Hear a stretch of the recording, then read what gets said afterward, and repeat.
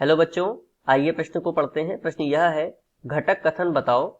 संख्या 3 अभाज्य संख्या है या एक विषम संख्या है।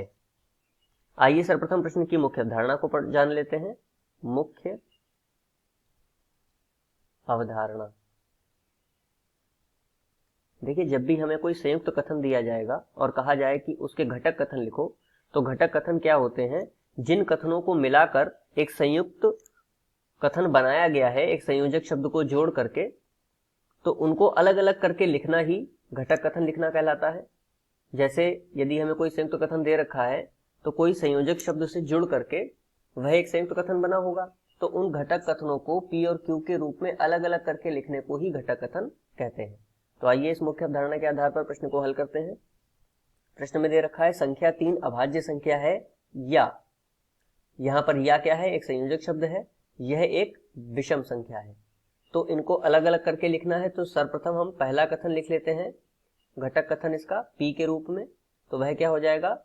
संख्या 3 अभाज्य संख्या है। अभाज्य संख्या है। या यहां पर संयोजक शब्द है जो कि दो कथनों को जोड़ रहा है, तो दूसरा कथन क्या हो जाएगा? उसको क्यू घटक कथन के रूप में लिख लेते हैं। संख्या 3 एक विषम संख्या है। इस प्रकार ये दो इसके घटक कथन हो जाएंगे। मुख्य अवधारणा के आधार पर यह दिए गए प्रश्न का उपयुक्त उत्तर है। आशा करते हैं आपको समझ में आया होगा। धन्यवाद।